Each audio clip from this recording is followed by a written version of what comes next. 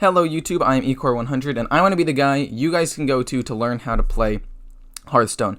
I know how important it is as a viewer to have a content creator to go to that you can ask questions or learn from, and I want to help you guys out with that, so I'm coming out with guides, tier lists, gameplay commentaries, and also just answering whatever questions you have, ideally on Twitch so I can answer it with like my live thought process, but if you have them in the comments as well, I'd be more than happy to answer whatever questions I can. So let's just jump into the guide here, or the tier list, sorry. The first deck, the best deck in the game, is Tempo Demon Hunter. Now, this probably doesn't come as a surprise to you, right?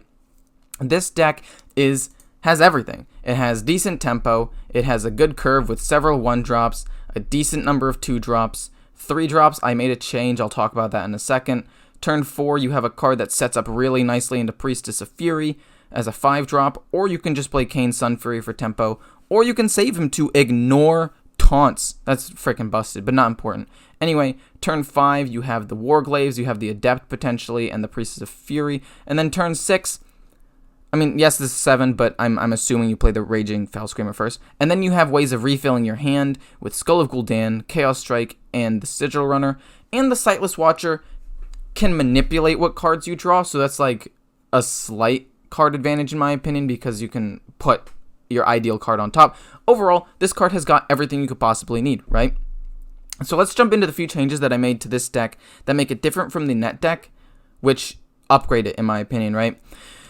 So the original deck doesn't run Sightless Watchers. They actually run an extra Warglaive and something else. They run a 1-mana card, and I don't think you need more 1-mana cards. I think the Battle Fiend, Battle Mage, and Sigil Runner are pretty decent. In that regard, I think that this deck, if I took out both of these Sightless Watchers, would only have 4 turn 2 plays. 2 of which are Chaos Strike, which I don't personally like, and then the other one is Umberwing, which sets up into future turns, which is nice, and gets you a little bit of board presence. So it had 1 good turn 2 play and 1 okay one, but playing the Sightless Watcher, I think, not only gives you card manipulation because you're able to choose what card you draw next, but it's also just another good 2-drop that you can definitely use. You can take out 1 Sightless Watcher for an Acidic Swamp Ooze, actually, if you want. I've been thinking about doing that myself, but for some reason I haven't been playing against too many Demon Hunters, so I haven't quite made that switch yet. But if you want to, you definitely can. That's very viable. And then the other change is the Frozen Shadow Weaver. You might be wondering, why not run the Satyr Overseer? It's just a better card. Let me explain. Satyr Overseer is 50-50 actually a 3-drop, right? If you have Twin Slice in hand, he can be a 3-drop, and if you have the Umberwing currently on the board, he can be a 3-drop. But if you don't, you're going to play him turn 4 and Hero Power to get extra value out of him. The Shadow Weaver, on the other hand, is an actual 3-drop, and it has a good defensive ability, which means that it'll probably last on the board longer, and you'll get the same amount of damage out of it anyway. You can either freeze the enemy minion in order to keep your Shadow Weaver alive, or you can freeze the face of, say, a Demon Hunter so they can't get their attacking synergy off, and whether you want to play on turn 3 to stop their Satyr Overseer, or even turn like 5 or 6 to stop their Glaive-bound Adept, this card has flexibility, it can be used to stall out the game, and it's just a better later option as well. Like, Satyr Overseer is only really good on curve, but this is technically useful at any stage in the game because freeze is really, really important. Not only that, but the last thing about it is the fact that if you look at a lot of the meta decks right now, Demon Hunter, it can easily get to attack and kill a 4/2.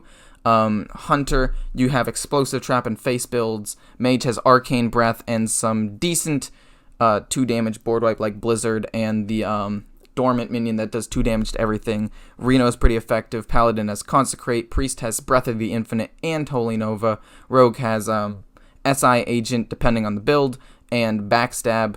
And then Warrior has, well, Warrior just has a ton of stuff, to be honest with you. But a lot of things have ways of doing 2 damage, but it's a lot harder, or at least moderately harder, for them to do 3. So not only is it more consistently a turn 3 play, not only does it have a better late game play potential, but it also has more health, which means it doesn't get killed by as much board wipe, and you'll consistently get that 4 damage off.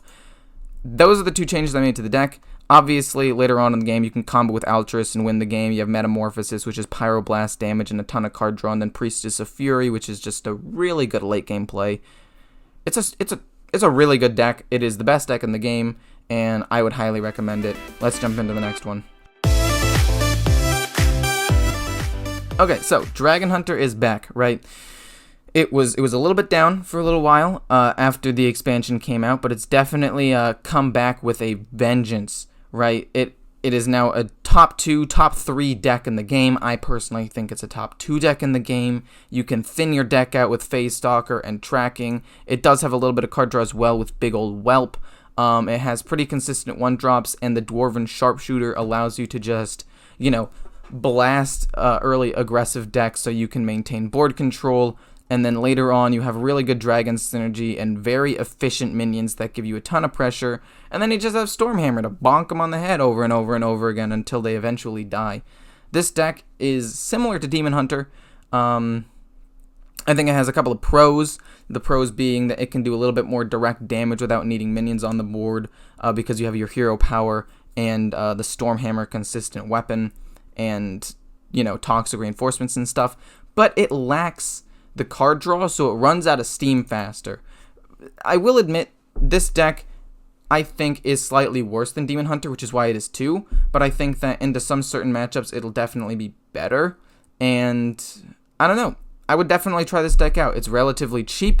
It's fairly fun to play. The games are fast, so you can climb super duper efficiently with it. And it also has dragon synergy, so you do have to think a little bit. Like, if I play this dragon now, I won't have Rottenness Drake synergy, which means, do I hold on to the dragon and play something else and just hero power, or what? So there is a little bit of thought process that goes into this deck as well, so it's not just totally brain dead, although it is mostly, I will admit. But it's simple, right? And that's what you want for an aggro deck when you're first starting to play the game. And then once you learn the meta, you can branch out into other decks. Anyway, this is the second best deck of the game. Let's jump to number 3. Okay, number 3 is aggro / Bomb Warrior. I think that they're both very good for pretty similar reasons, right? Except I like Bomb Warrior more because bombs counter rogue decks and Highlander decks. And, to some extent, Demon Hunter decks. Let me explain. It has the same basic thought process as aggro, right? You have the risky skipper along with Armorsmith and Battle Rage and weapons to get you some pressure on the board and a Blood-Boiled Brute, but your damage doesn't come from buffing some damaged minions and making copies of them and getting board presence. It comes from putting bombs into the opponent's deck. This means that the deck is a little bit more volatile, which means that it can do really, really well if you get bombs in their deck, but also you could just not get bombs in their deck if you draw poorly, or they might not draw them. So it is a little more hit or miss in my opinion, but it counters Highlander decks because as soon as you get 2 bombs in their deck, their Highlander synergy is just done. It beats Rogue and Demon Hunter because those decks are... They can draw cards for reduced cost, but here's how the bomb synergy works. If they draw a bomb... So if Galakrond says draw 4 cards, right, and they draw 1 bomb in that mix, the bomb will have them draw an extra card, but that extra card will be full value. So essentially you made them lose 1 free card. And this synergy also works against Skull of Gul'dan. Reduce the card's cost by 3. That doesn't work because the bomb is the card that was reduced by 3, and then the bomb's ability draws another card. So because this counters Highlander decks, and I think Highlander Hunter's also up there as one of the best decks in the game, this beats Highlander Rogue as well, which is pretty high up there. It beats, not even just Highlander Rogue, Highlander Mage, and just Rogue in general. It beats Demon Hunter to a decent extent because of the armor gain, Risky Skipper, and the bomb synergy. And it's a fairly aggressive deck that's hard to play around because you do a lot of damage with bombs and weapons. You don't even need that much board control, but you can still get it because you have very efficient, decent minions like Blood-Boiled Brute, the Blade Fist, Evil Quartermaster with some lackeys and all that. So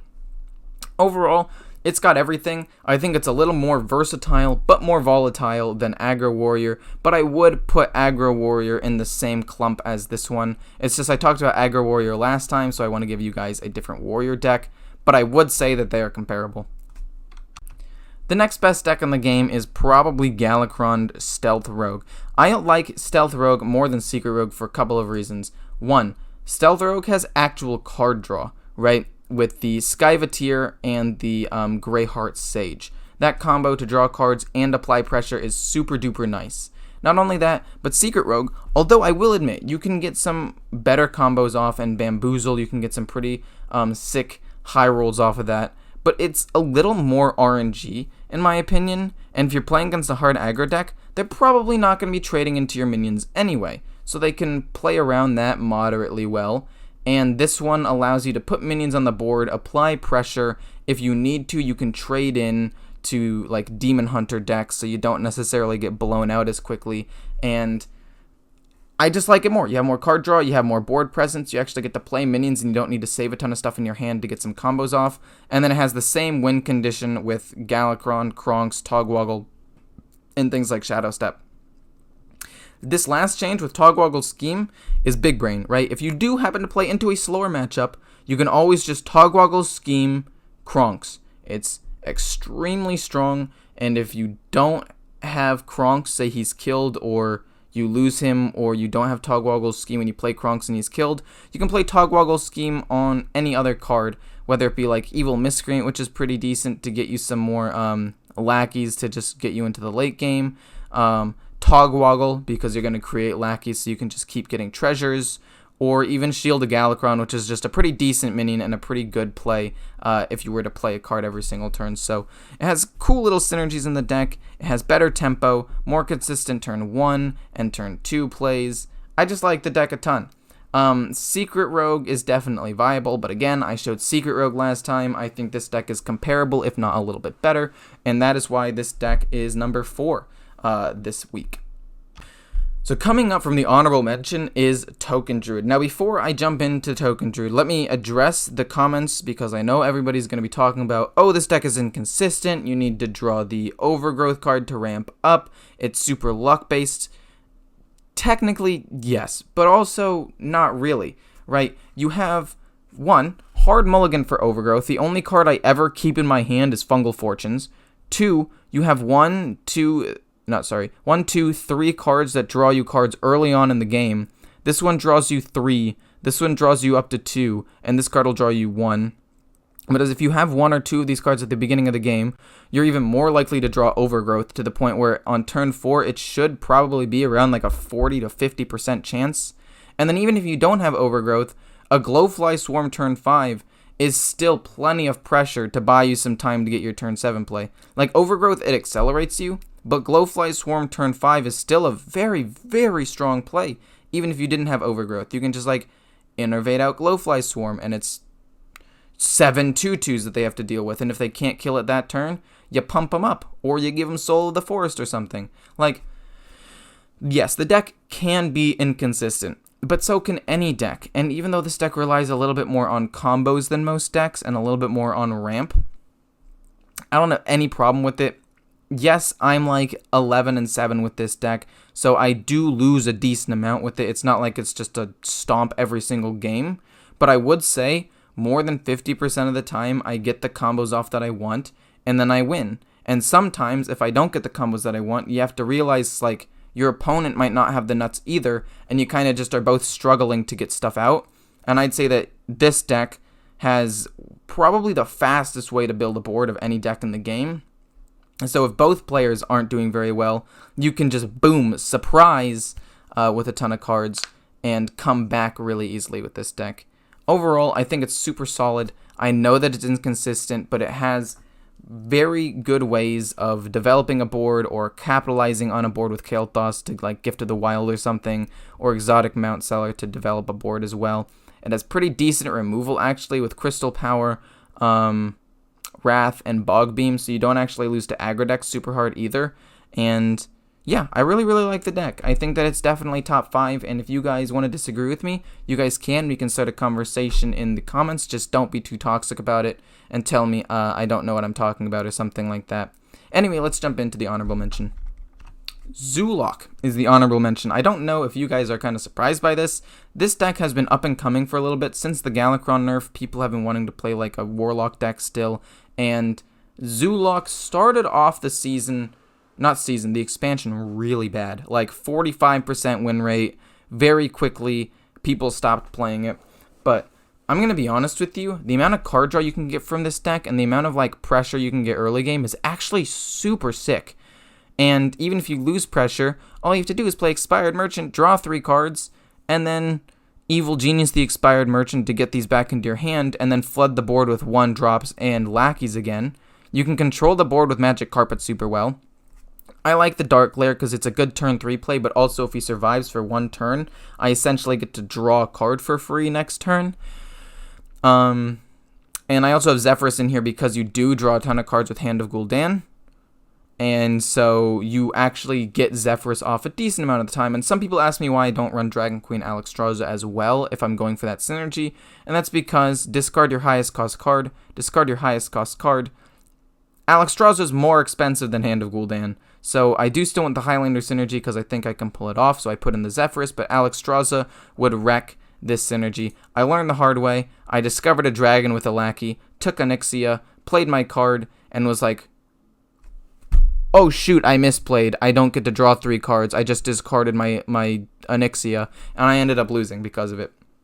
So, first of all, don't make that mistake ever. Second, this deck is pretty strong, has great ways of cheesing out minions and cards, and I'd say that some of the most important cards in the deck are Magic Carpet and Imprisoned Scrap Imp. So if you don't have either of those cards but you want to play the deck, I would recommend crafting those. If you don't have some of the 1-drops though, those are fairly replaceable. Like if you don't have the like Og Merchant or whatever, or the Fiendish Servant because you didn't do the solo adventure, just go here, click that little 1 button, be like, huh, you know, this gets me extra damage, we'll throw an Abusive Sergeant in there. Or like, huh, I have one that can give me Rush. Where's the Rush one? I know that there is one that gives me Rush. I can give a minion Rush early on, so if I don't have the Magic Carpet, I could potentially still protect myself with that. And so on and so forth. I think that this deck is really, really strong. It develops a lot of pressure. It has a really nice curve. It's pretty fun to play. Has some nice little combos with the Hand of Gul'dan, and I would recommend playing it. But since it's up and coming, and I personally haven't played too many games with it yet, I'm only putting it as an honorable mention. If you guys think it deserves to be higher, it very well might be next week. You'll just have to tune in and find out. Hope you guys enjoyed. See ya.